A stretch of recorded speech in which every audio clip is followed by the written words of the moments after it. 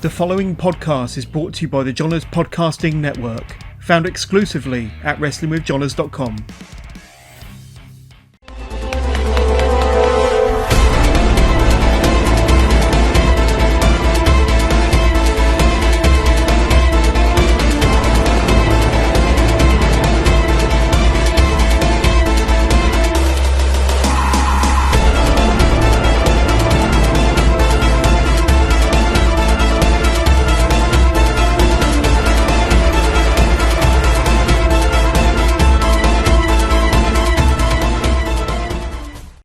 So this is an unscheduled but awesome, hopefully, episode of Work the Left Side. I am joined again because we had such good fun last week. I've got Mr. Ryan Palmer and Mr. Mick Connolly. Hello. Back. Gentlemen, how are we? Good. Even at this short notice. Yeah, sorry about that. I appreciate it. But yeah, I just thought, I just like our little chats, really. So, I'll do the interview another day, and I'll just sit and talk bollocks with you for an hour. Nice. So, and hopefully people enjoy it. That's the general. Can't be a bit of bollock chatting.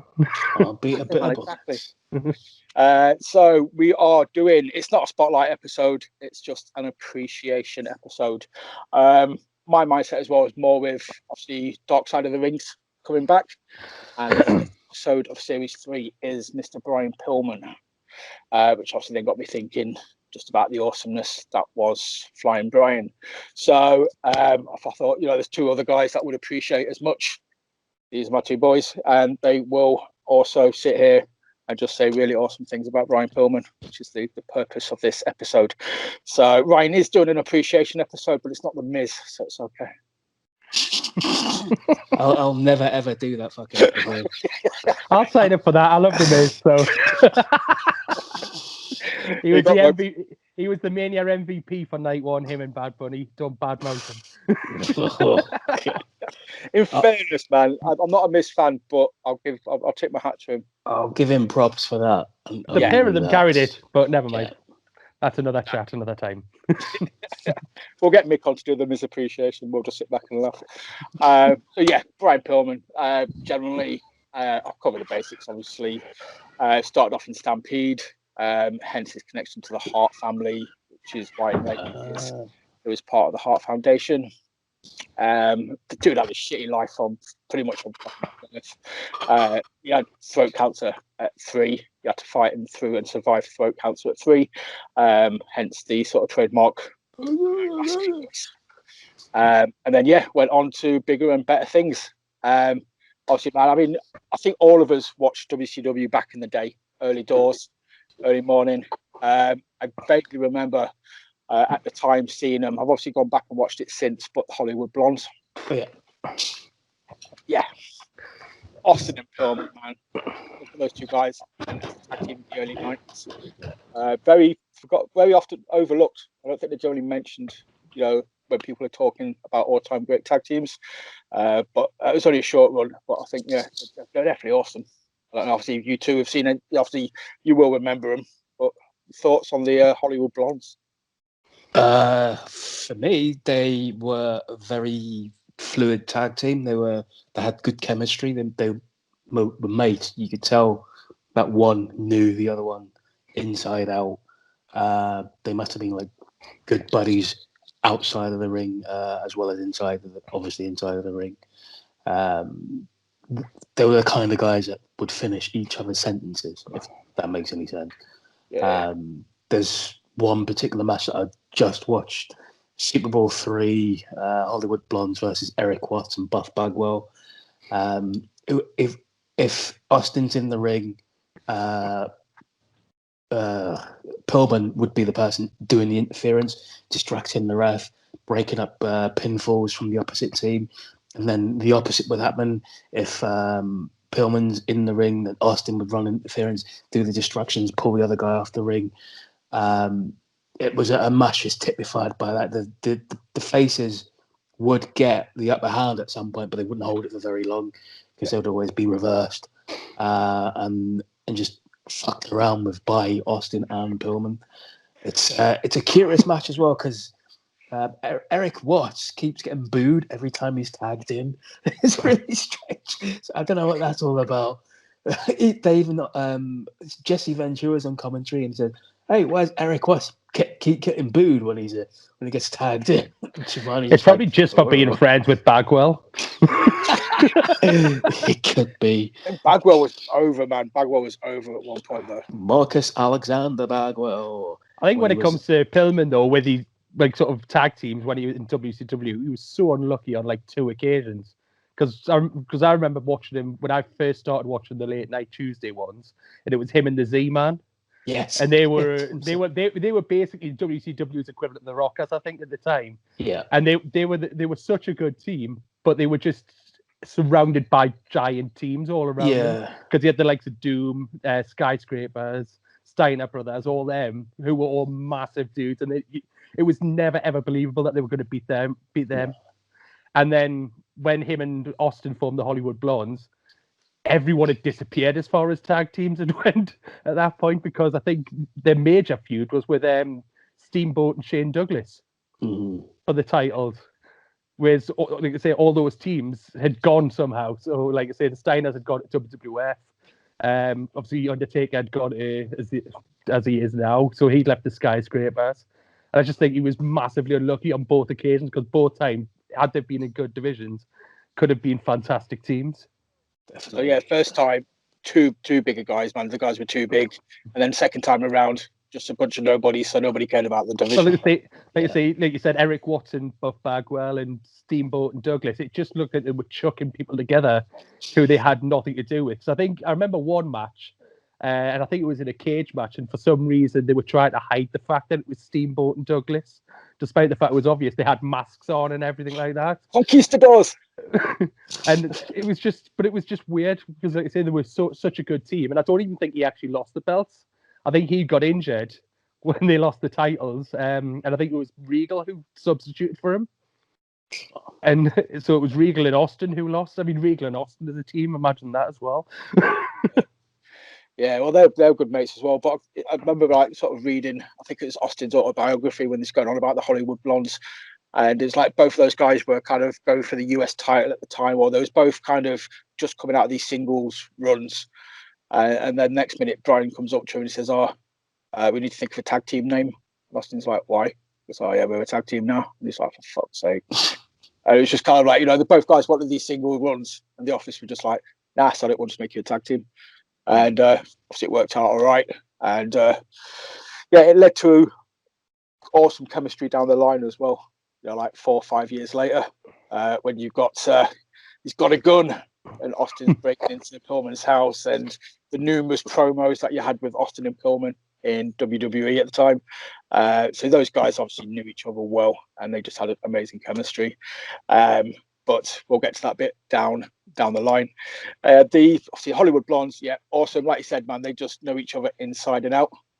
And then I think he kind of feuded with the Horsemen. So this is like the level Pillman was at, man. He was interacting with the big boys. So he's feuding with the Horsemen, and then eventually joined the Horsemen. So yeah, that speaks volumes. They don't let just anybody, except for Mongo, they're the Horsemen, surely. Yeah, I think when he joined the Horsemen, I think he was it? I think they'd been attacking Sting and Flair or something. It was him and Arn. And I remember it's one of the most famous turns I remember, when it was Sting and Ric Flair against Arn and Pillman. And then Sting's getting battered for ages. Flair comes out injured because he'd been beaten up. Sting tags him in, and then Flair just turns around and just absolutely hammers Sting. And the three of them just start, and that's where the Horsemen were reborn and everything. Yeah, that was it. So that's it. You had Arn, Pillman, and Flair, obviously as the rebirth of the Horsemen. So again, it's just these little moments where you just think you've got to be at a certain level to be even involved in this shit. Yeah. So obviously the guy was awesome, and miles ahead of his time as well, I reckon. He was the first ever match on Nitro, wasn't he, as well? Yeah, against Liger. Him and Justin Thunder Liger, the first ever Nitro match in the middle of a shopping mall, I think. Yeah. Yeah, it was, wasn't it? It was, yeah, in the Mall of America. the night Luger returned, I think, from WWF. Yes. that shirt, that white shirt. Yeah. Yeah. Jesus. Which is bizarre because he's had a lot of matches with Liger before that as well. In Japan, wasn't it, as well? In Japan, in WCW for the light heavyweight championship. I'm sure there's one that's like a 4-star, 5-star match.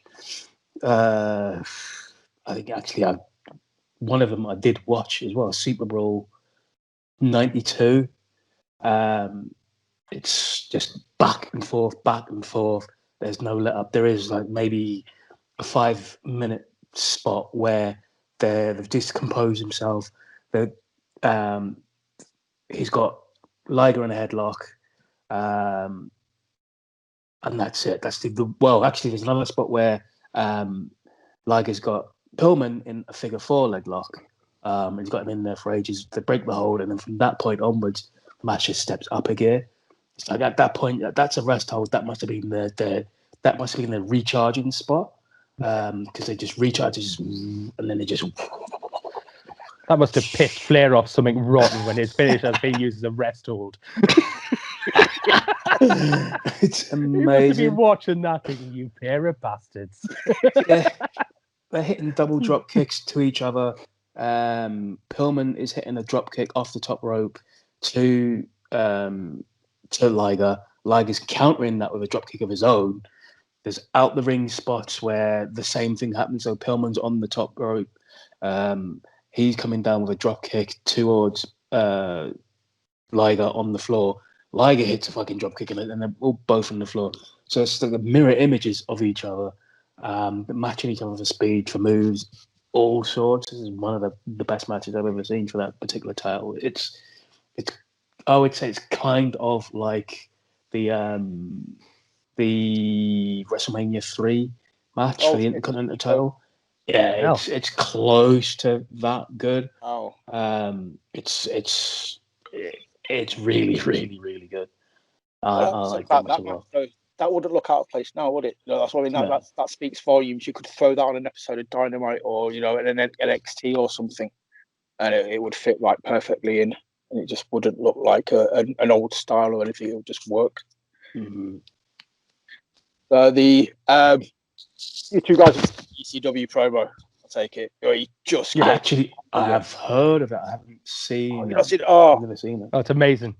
Dude, yeah, it's just unreal. He's just in the ring for like a good 5-10 minutes. He's just anger personified. It's just, and it's the first time as well, because it was what I want to say 96, 95, 96. 96, yeah. Obviously, the internet wasn't really a thing then, but you had obviously the smart fans trading tapes and stuff. They were the marks at the time, or what they would call marks. And Pillman's just ripping them, just going on about smarts, and he just goes on for ages. And like people are looking like, what the hell does that mean? It's like the first time we've ever heard it on a pay-per-view or coming from a wrestler's mouth. You're like insulting the fans, calling them marks and stuff, or smart fans, so smarks.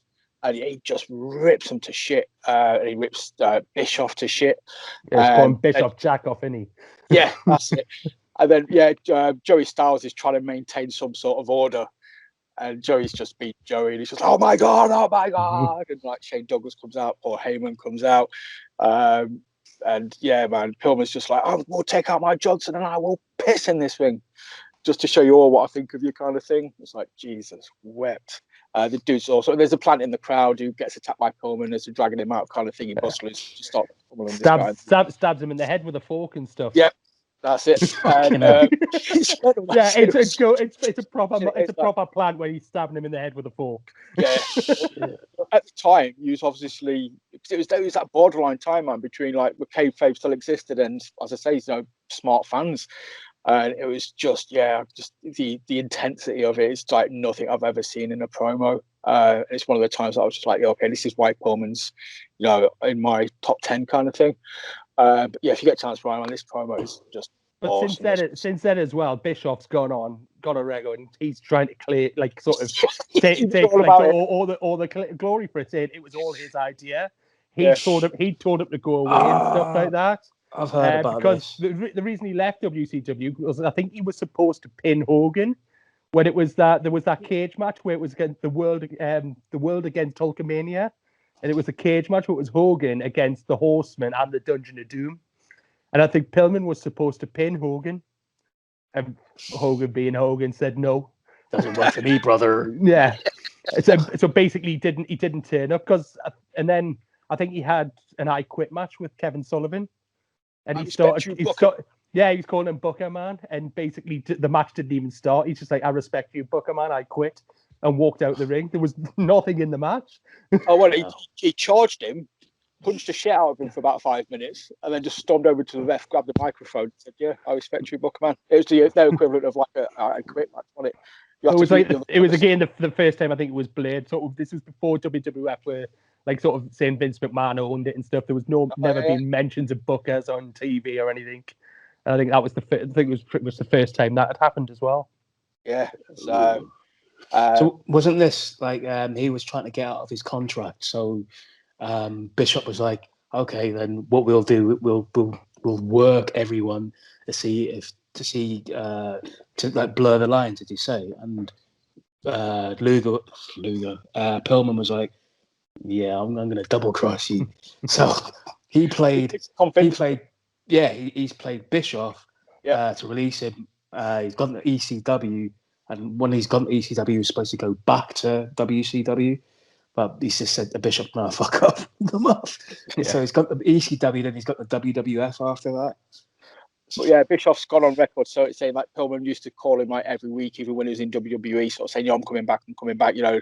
And Bischoff's just like, I don't know if he was just taking the piss out of me or if it was genuine, if that was the long-term goal.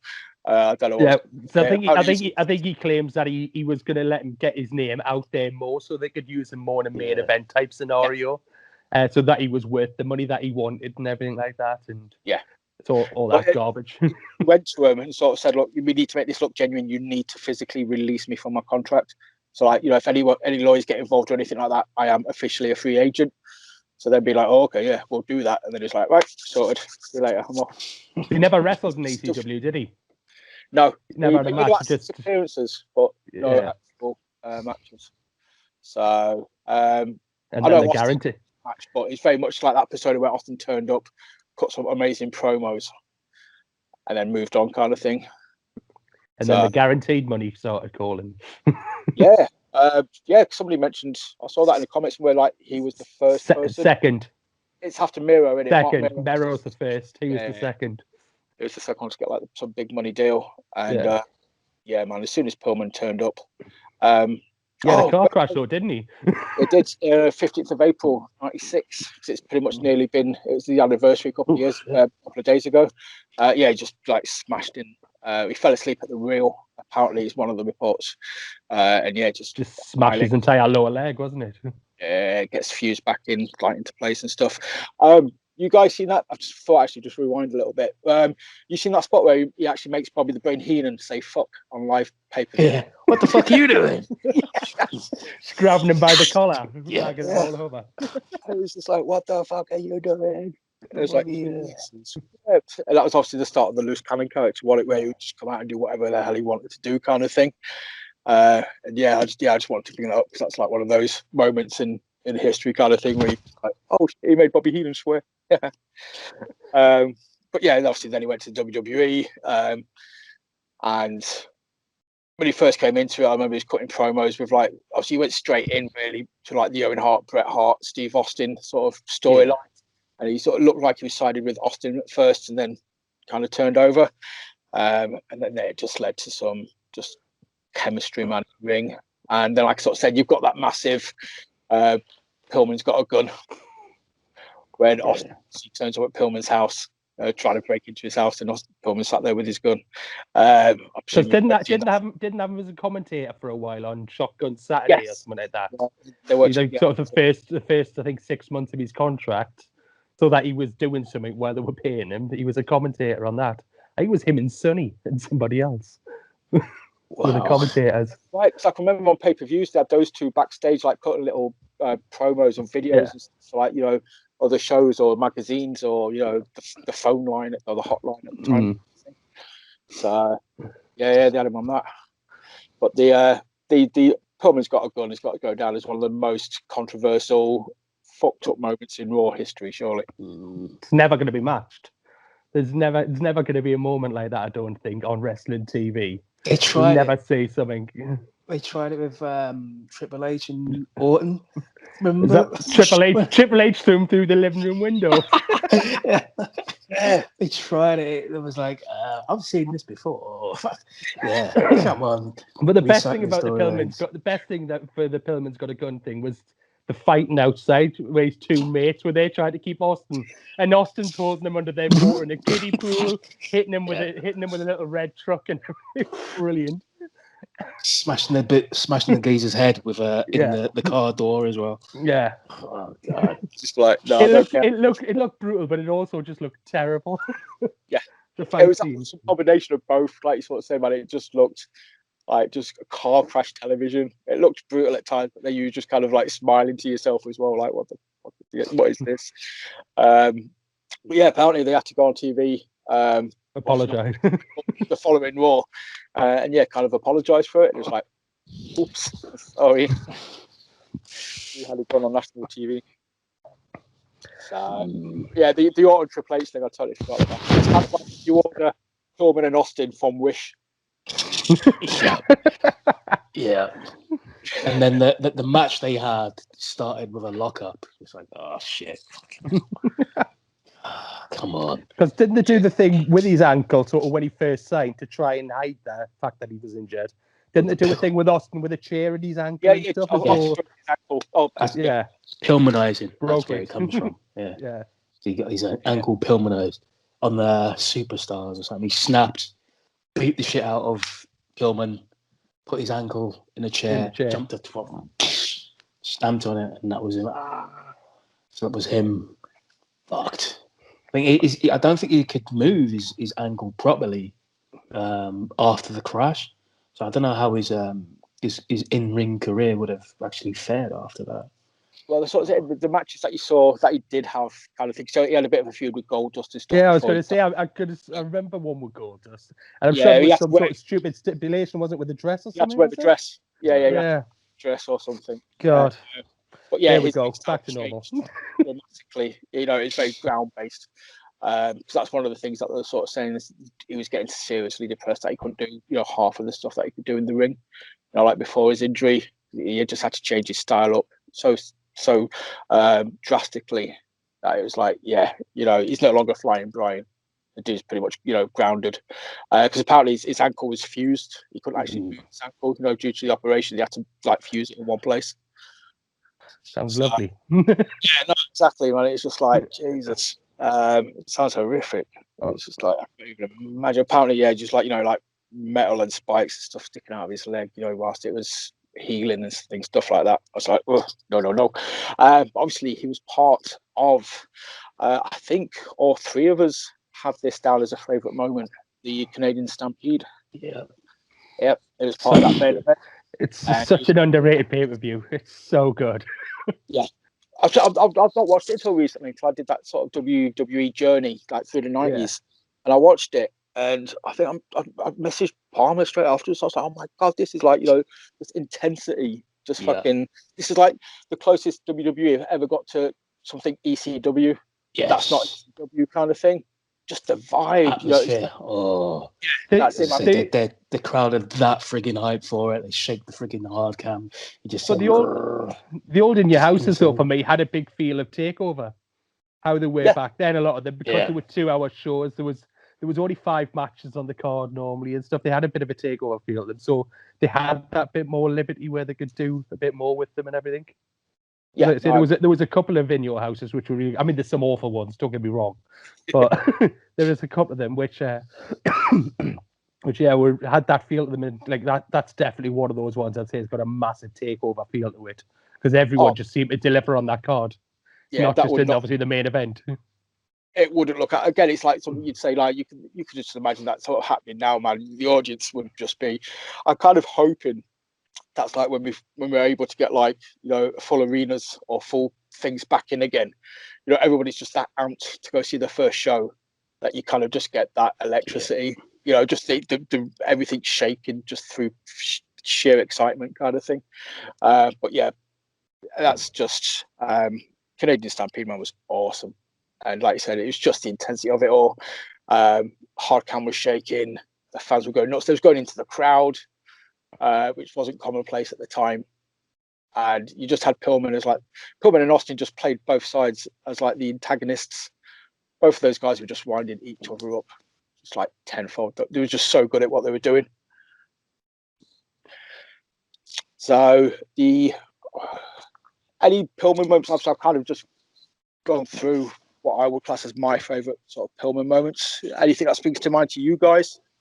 King of the Ring '96, where I think it's his debut. All it is a promo, but it's one of the most scathing promos I've heard for that time period. He's coming down the ring with on crutches.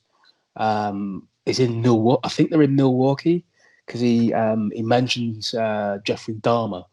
So it's as you do. It's like, no wonder Jeffrey Dahmer wanted to consume the state from head to toe. And people are just like, boo. Vince McMahon's just like, oh, well, sorry, I apologize for that. He calls JR a fat son of a bitch. And JR's just like, boo, and then booing him again. And Vince McMahon again apologizes. Oh, we apologize for Brian Pillman. He's a bit of a loose character here. Says, I don't care about my own family. I don't care about the filth in this state, the people.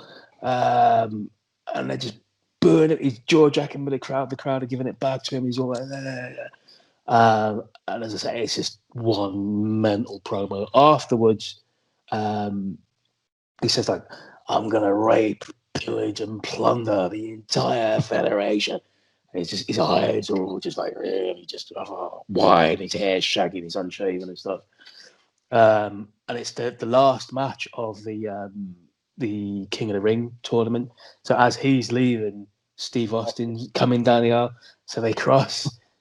And they have a look at each other, like a nod. Austin's just like, yeah, whatever. Goes to the ring. It's like, ooh, foreshadowing. Yeah, I remember popping huge when I saw it. I was like, oh! It's the Hollywood glance. Yeah. And but yeah, that promo was awesome, man. But it's reminiscent of the ECW one.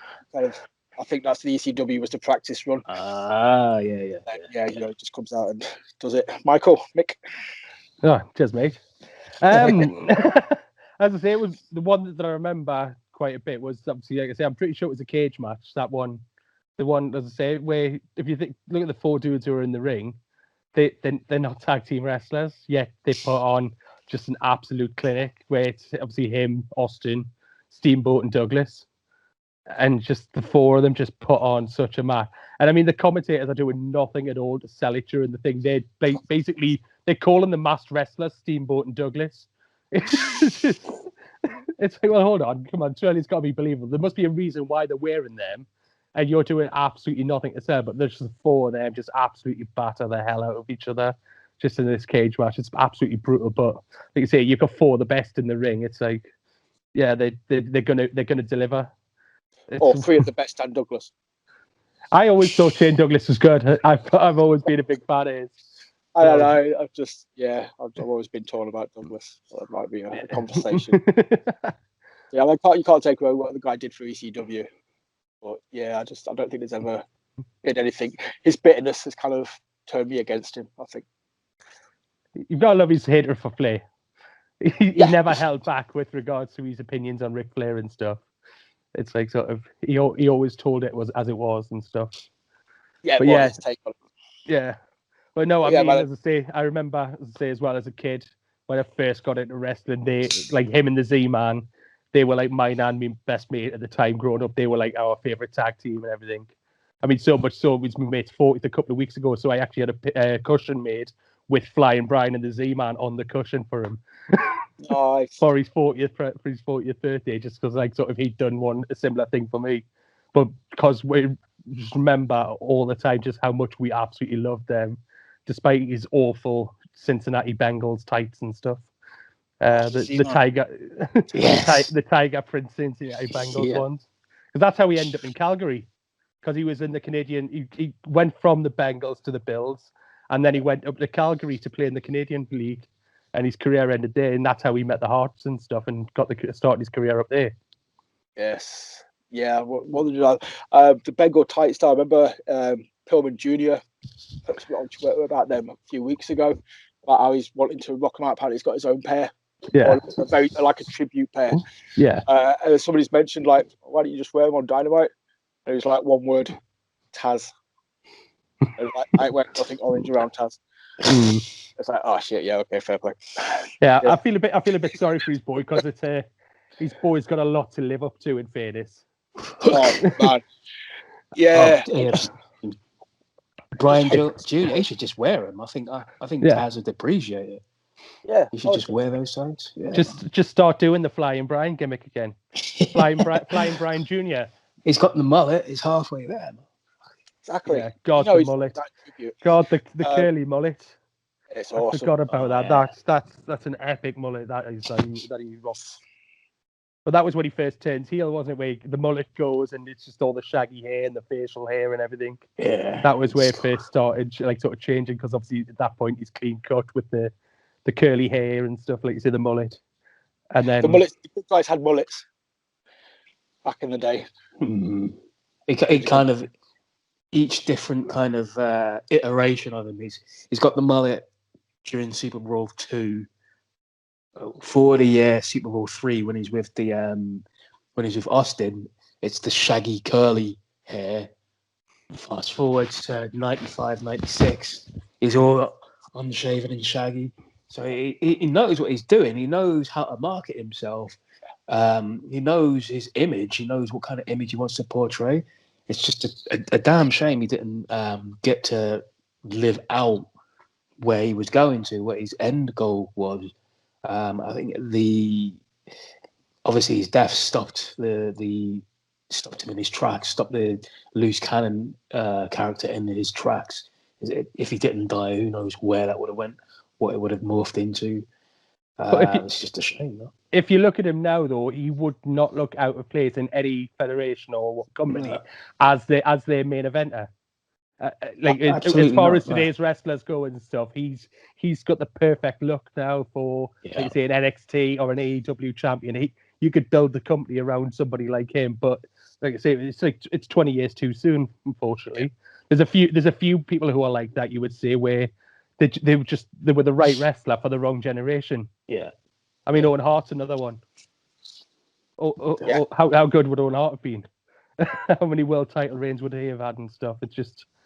I just think he was like 5 years ahead of his time, man. If he was still around, Benoit and Guerrero turned up, and Jericho. That was it, man. That was the rebirth of Owen Hart. That was the resurgence.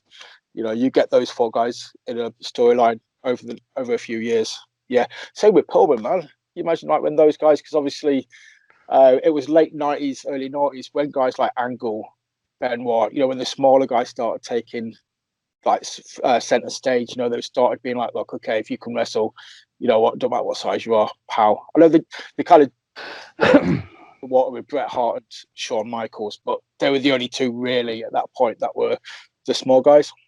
It wasn't really commonplace, was it? I think somebody like Pillman could have went really well, even if he couldn't wrestle, had he been alive when the Radicals come about, as like a mouthpiece for the Radicals and stuff, because the four of them at the time when they come in weren't fantastic on the microphone. I think somebody like him who knew all four of them on the microphone for them as a mouthpiece would have put them over a lot more, I think, as a bigger threat to, like, sort of than as they were portrayed when they first come in. Yeah. Oh, it took them a few years, did it, to build up? And yeah, Pillman could have cemented them on, like, I know Foley tried to kind of they got the rub off for Foley, didn't they, for a few weeks? But yeah, somebody like Pillman on the mic, man, those promos, he would have cemented them like from the ground running, and they would have been a threat from day one. Even if he wasn't in the ring, like I said, not just being as a mouthpiece, but being like a manager, you know, just having him at ringside, just being a cock, you know, just basically ankles and stuff. You say somebody like him on the microphone, had he have been like a manager, say, for 10, 15 years, you'd be talking about him along the same lines as, I think, somebody like Heyman or something like that, as a perfect sort of foil, like a manager, a mouthpiece and stuff for somebody to get them over, because he could just talk so much shit. Yeah. And put them over. Definitely. Well, it's like you said, Ryan, that promo, man, he cut in 96. That still stands up. Yeah, it still stands up today. You look back at some old promos and you're just like, ooh, that's aged really badly. But yeah, like the Pillman ones, like I said, the ECW one, that King of the Ring one, the dude had skills, man. He was so far ahead of his time. Imagine like a promo battle between him and CM Punk during like CM Punk's fucking his pipe bomb era. Oh, that would have been fucking. That would have been fire. That's a dream match. For some reason, I've never even thought of. But yeah, like just to build up the promos, Pillman versus Punk. The promos alone would have just been absolutely immense. It would have put the arse in the seats, wouldn't it? Basically, that. That would have sold tickets everywhere. They know they could have made money from that all around the world. But I think there's so many sort of dream opponents, like sort of said, because he was so ahead of his time. Obviously, the dude had amazing matches, and was awesome back then, which is why it's still appreciated now. But like you just said, man, like you plonk him in NXT or you plonk him in AEW now, the dude's having 5-star matches. Against like Kenny Omega, against Moxley, against Finn, against Kyle O'Reilly. The dudes would like work all of them. I think as well with obviously the loose cannon thing as well. Just think how fucked up the matches could have been that you could have had with like sort of Moxley and stuff. the stuff I reckon that those two could have come up with together as like spots and stuff. I think they could have properly pushed all kinds of boundaries there. Because I think they've got a similar mentality. I think as far as like sort of present day guys go, I think Moxley is probably the closest one to him as far as like a loose cannon persona goes and everything. I'd probably say he's the closest. Without him like cutting shitty promos or going off script, he's I'd say about the closest you can get would be Mox. Yeah, I think. Well, I did some artwork about 5-6 years ago where it was like one half was Pillman and one half was Mox. It was just like a face mesh, and that was when Moxley was in the Shield, or the Shield had just split, and Moxley was just kind of. It looked basically like he was adapting the loose cannon character when the Shield first split. It's just kind of like you sort of he's either channeling a Pillman or he's paying reference to him a lot with his earlier stuff kind of thing. It's just his body movements and everything in his eyes, his looks. It was just point two.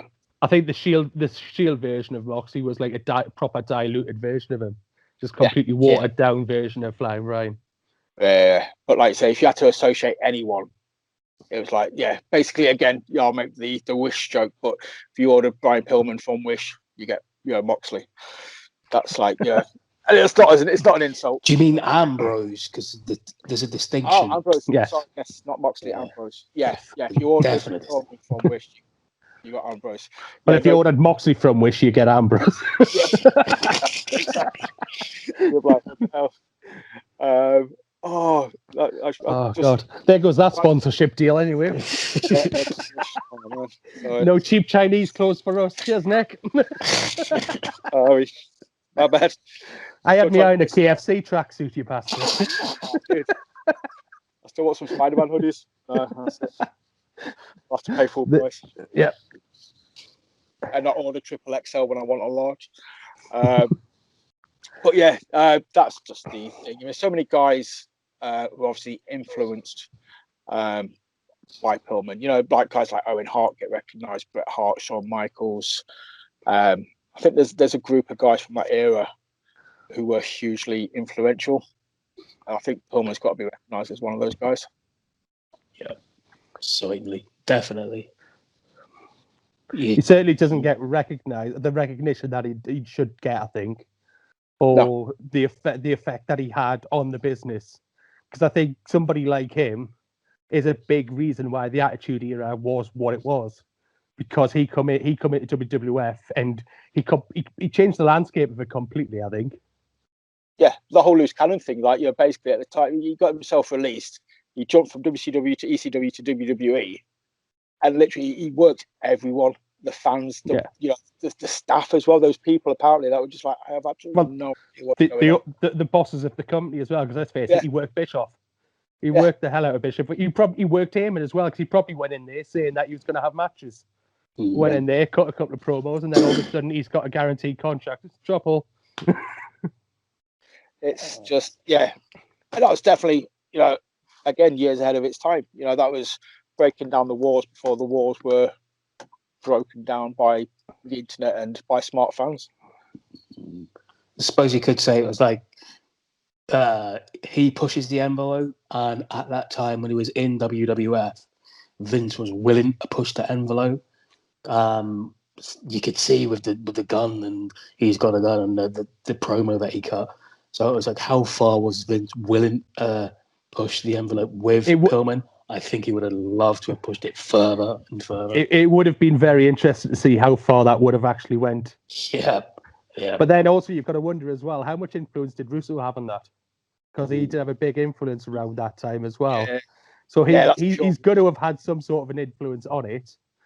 As much as I dislike the bloke, but he's got to have had some sort of an influence on what was going on the TV and what wasn't.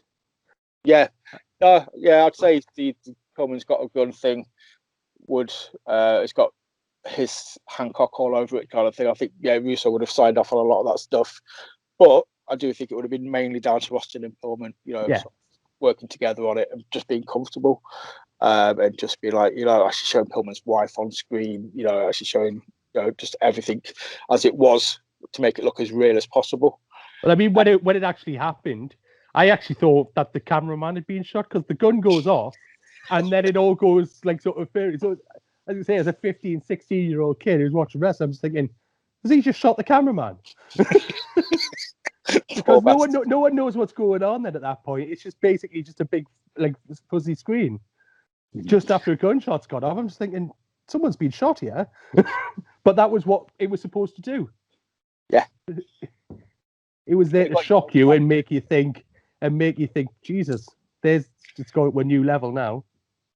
Well, I remember watching listening to the Bruce Pritchard Something to Wrestle With podcast a couple of years ago, and I'm pretty certain they did a Pillman episode, or they covered this storyline or this episode of Raw, and it was like Pritchard was the producer on set at the time, I think, if I remember correctly, and they had to get all kinds of agreements. They had to notify the local police or the sheriff or whoever had control of the area to advise them that we're going to be filming, and this dude's going to be attempting to break into this guy's house, just in case any of the neighbours saw and phoned the cops.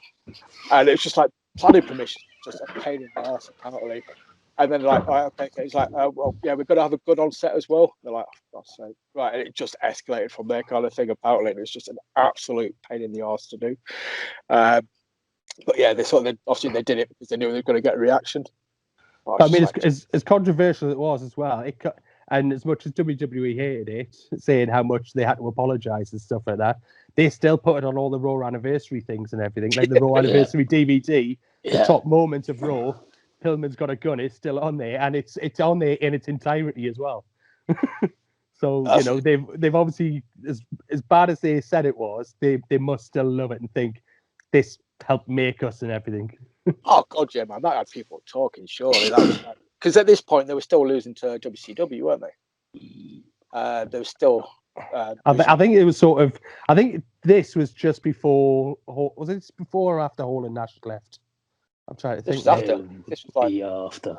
Was it? Yeah. After, man. This was them trying to counteract the NWO kind of thing. Yeah. So this was them trying to get edgier, because DX had just started about this time as well. So this was their counter argument to NWO and trying to put out more mature content. That's it. So it's like, dude, you've just gone next level. This is like there's been edgy, and then there's a dude sat on a sofa with a gun about to shoot one of your superstars.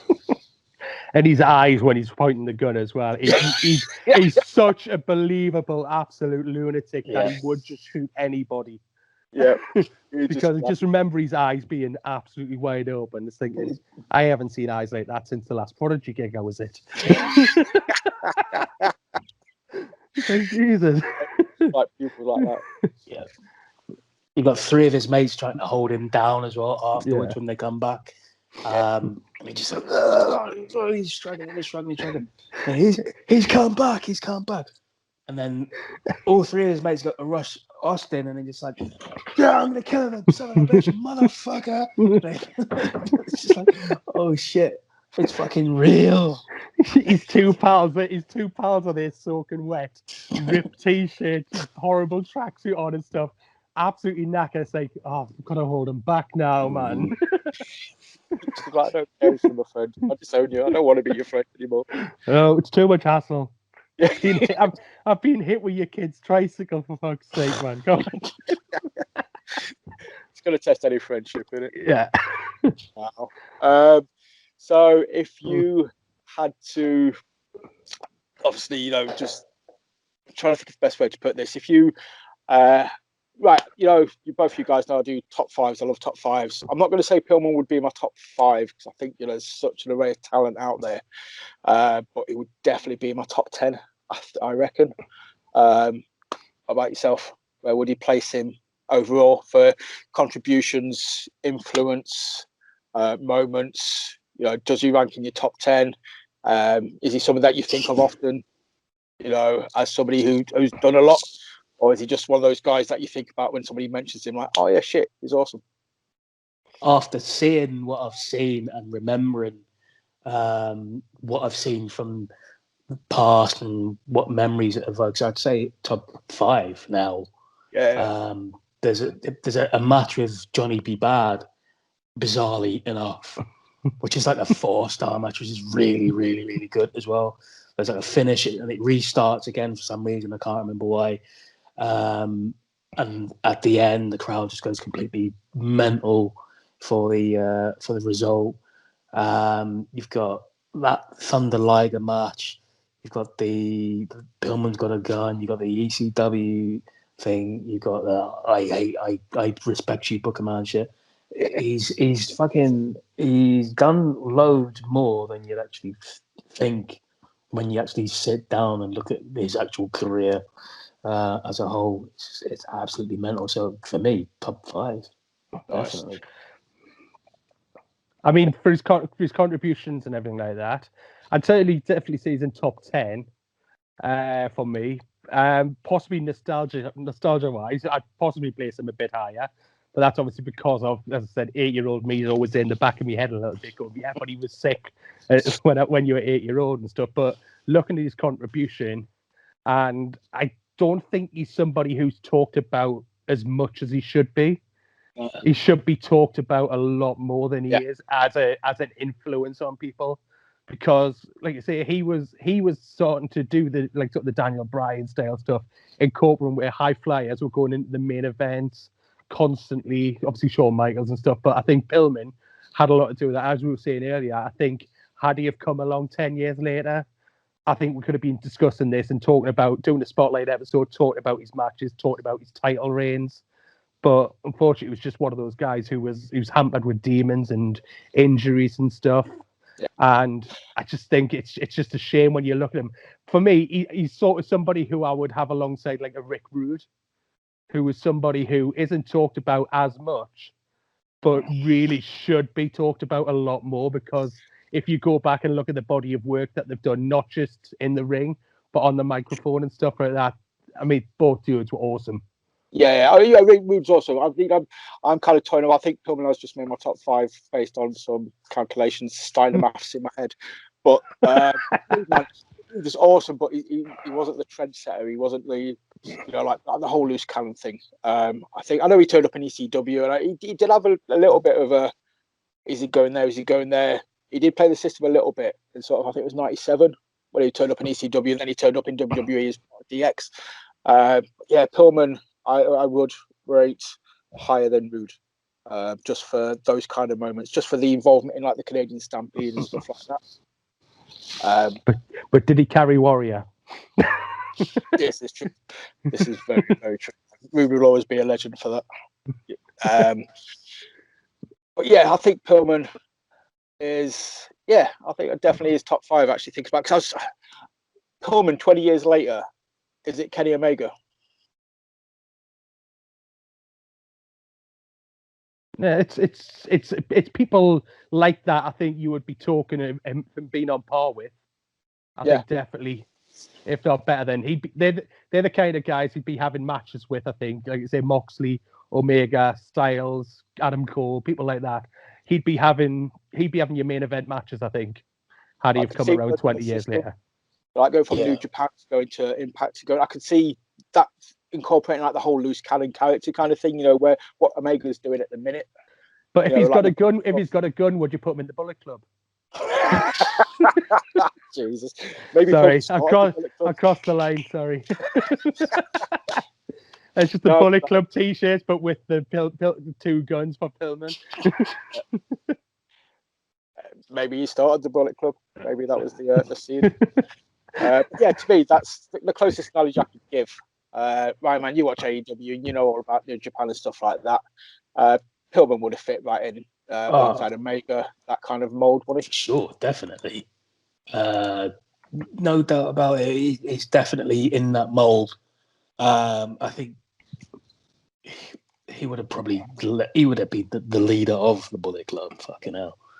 He's got the chops. He's got the moves. He's an all-rounder. So he was an all-rounder. So yeah, definitely in New Japan for sure. The speed, the agility, no question.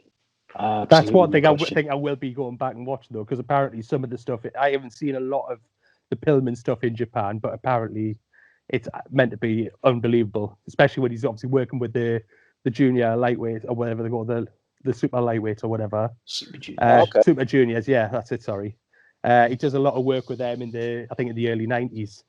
I think I'd have to go back and find some of that stuff to watch because I think that would be amazing. Is that why he fought with Liger so much then? Do you think when Liger came over, obviously those two guys knew each other from this time in Japan? That must have been. It was kind of a mutual. But I think that was when they'd first toyed with a cruiserweight. I think it was a light heavyweight title at the time in WCW. But it was only around for a short while and didn't come back until the cruiserweight title. Yeah, and that's why he was having the matches with Liger. I would imagine he had some matches with Ultimo Dragon, things like that. I don't know. I'm guessing now, but they would be the kind of guys I would be thinking he'd be having matches with over there. I've not even thought about Pillman in the Bullet Club. Here's a match for you though. Who wins? AJ Styles versus Brian Pillman. If you booked that match. Fucking hell. The fans win.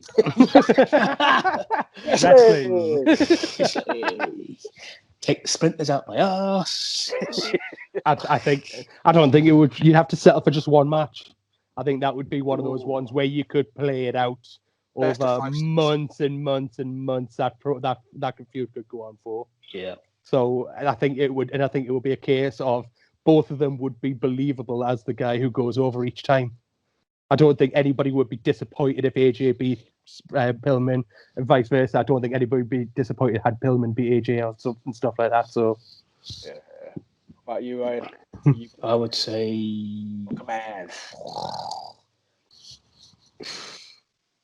I'm gonna have to go with Styles. Fucking hell.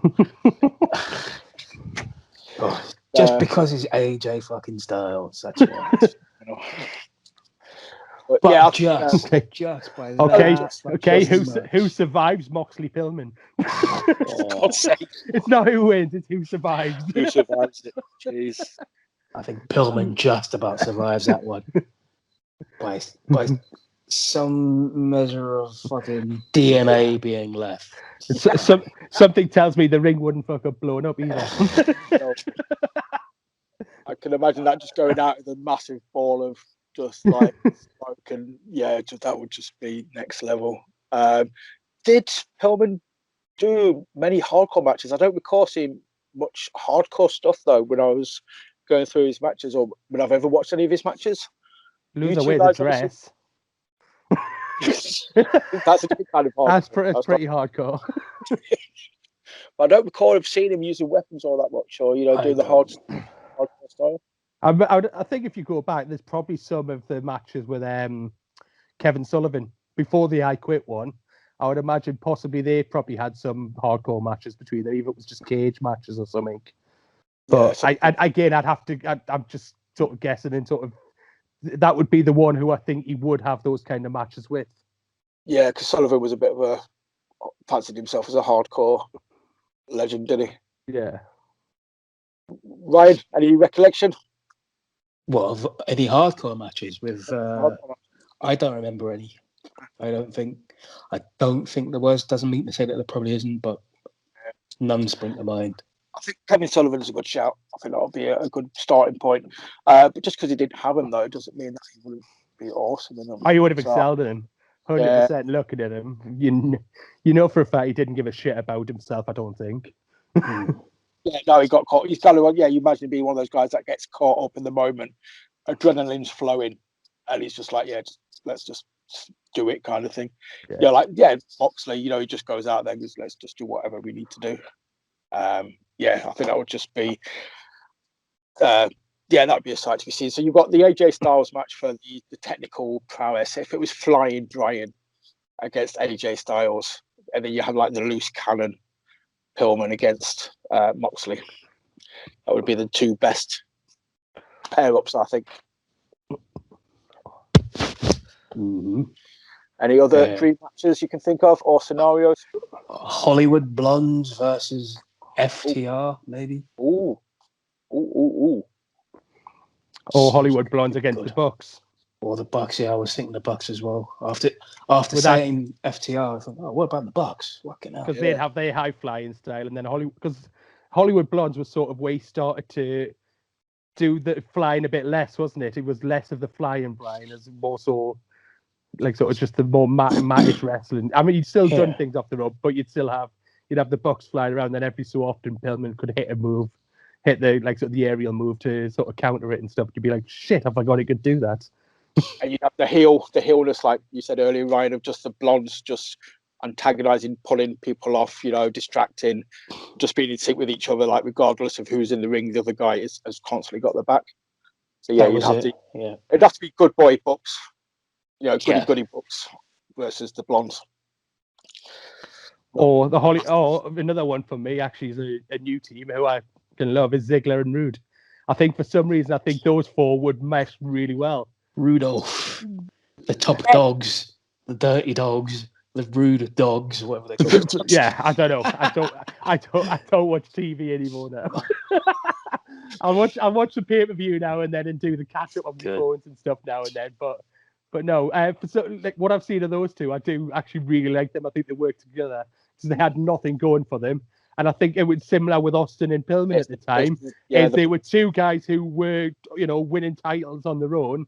Then they stopped having anything for them and put them together. So I think those two teams, would be a really good match. It's like a dream match sort of thing for me.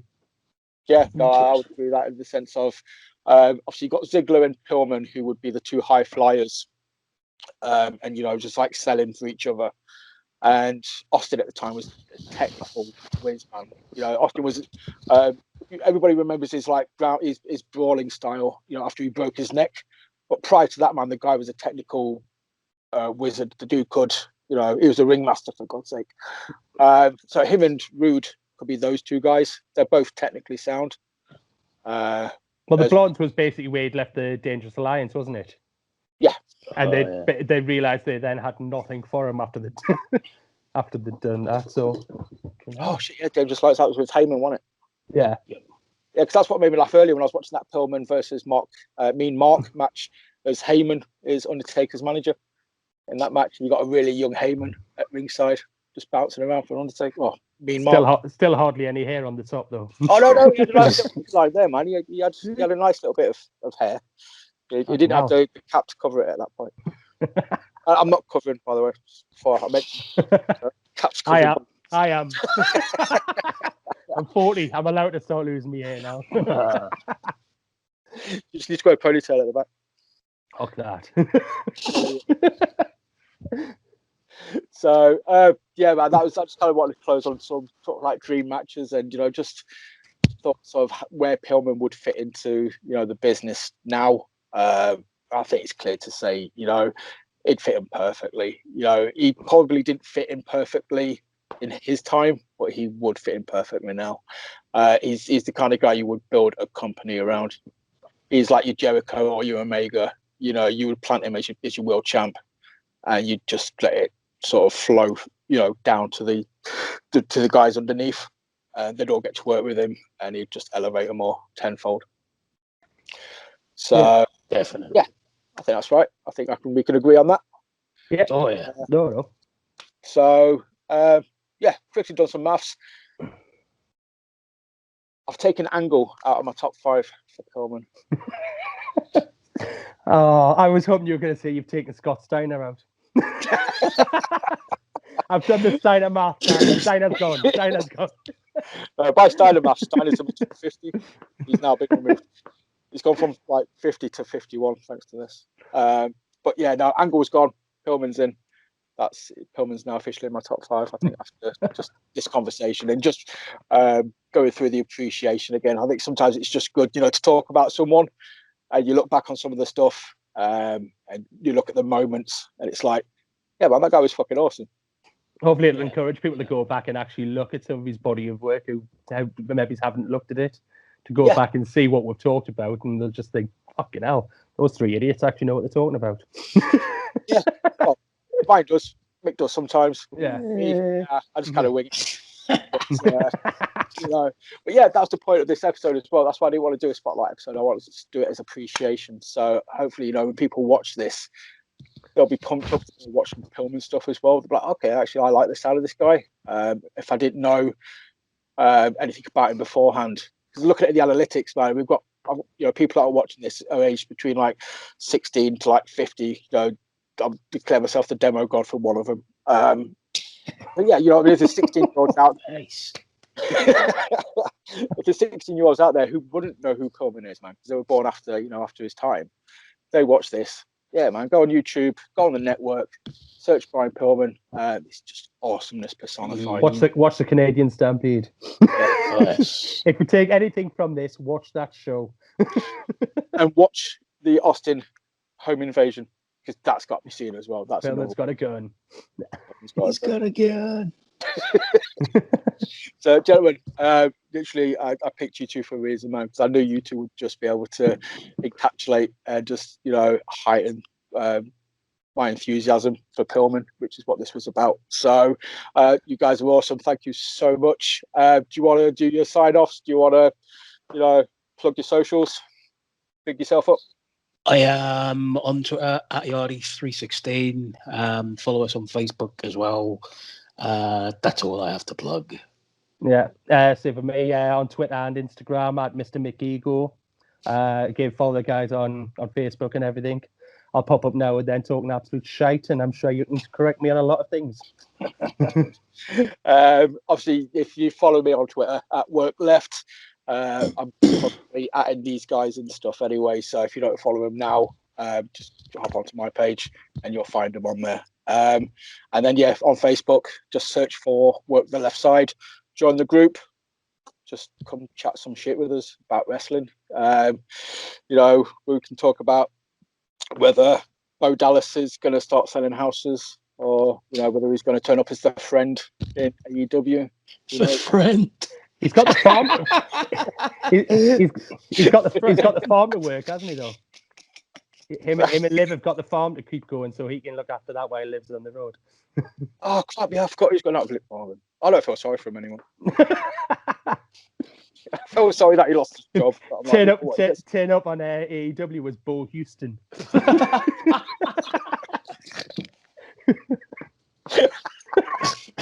and Fiji Joseph. Fiji Joseph. Right, I can't even top that, guys. Thank you so much. With both, I can't even repeat it. But just believe. That's it. We're out. We're done. Right. See you all later. See you next week. Enjoy. Thank you so much. Cheers. Cheers, mate.